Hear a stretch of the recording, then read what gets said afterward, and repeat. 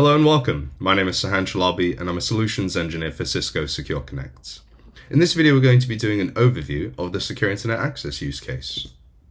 To get started, I wanted to contextualize the conversation a little bit. When looking at Secure Internet Access, we're going to be focusing on the SSE portion that makes up a SASE solution. If we double click into the SSE portion of the solution, we'll see there are various services that we can start to leverage in order to protect our users. In addition, there are other Cisco technologies which are complementary and that you can also integrate alongside Secure Connect. In terms of the conversation we're going to be having today, we're going to focus on four main policy categories between DNS, Cloud Firewall, the Secure Web Gateway, and data loss prevention. And in addition, there are some predefined policies in place when getting started, and you can also leverage the Meraki MX policy import to take any policies you currently have existing on your MX appliances and move them into the cloud. DNS policies allow us to enforce security at the DNS and IP layers, which in turn allows Secure Connect to block requests to any malicious or unwanted destinations before a connection is even established. This allows us to stop threats over any port or protocol before they reach your network or endpoints. In terms of best practices, it's best to use DNS policies for security purposes. This is because, typically speaking, DNS will be the very first thing that users will hit whenever they're browsing on the public internet. Furthermore, DNS policies can also be used for content filtering in certain scenarios. While web policies are typically used for content filtering purposes, when iOS and Android devices are working remotely and off network, i.e. not connected to the VPN, the umbrella roaming security module can only redirect DNS requests and not web requests. As a result, we might want to use DNS policies for content filtering as well as security for those device types. The Cloud Firewall, or CDFW, provides visibility and control over all public and private traffic across all ports and protocols. Included is the intrusion detection and prevention system based on SNOR3, which uses signature-based detection to examine network traffic flows and take automated actions to catch and drop dangerous packets before they reach their targets.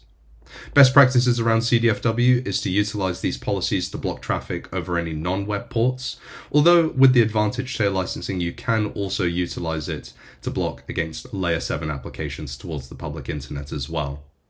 In addition, we can also block or permit traffic to any private or internal destinations if we wanted to control where users in our network can go to. The Secure Web Gateway is a cloud-based full proxy which is capable of logging and inspecting all web traffic. It provides greater levels of transparency, control and protection, and also includes HTTPS inspection, or sometimes called SSL decryption. It provides us with application-level controls, and best practices is to utilize the Secure Web Gateway or web policies for content filtering purposes due to those granular web controls. Data loss prevention allows us to analyze sensitive data inline and provide visibility and control over where users are sending that sensitive data. The best practices really come around how you would then deploy a DLP policy. It's generally a good idea to start in monitor mode in order to ensure we're not blocking any false positives. After a review, you might need to go through some policy refinement, for instance, changing the thresholds at which a DLP policy is triggered. And then once you're satisfied, you can start to move this to blocking to prevent data exfiltration. Now, in terms of the key components, this is what things are going to look like as traffic moves through our service. We might have a user, for instance, who's sitting behind one of our sites, and that site is forming a VPN tunnel into Secure Connect. Traffic will initially come in, hit the DNS layer where it's assessed against any policies that the user's identity matches against, before hitting the Cloud Firewall. Depending on if the traffic is web or non-web, in the case of non-web, traffic is then simply forwarded out of the service, and in the case of web traffic, it starts to go through the Secure Web Gateway, as well as tertiary services like CASB and DLP.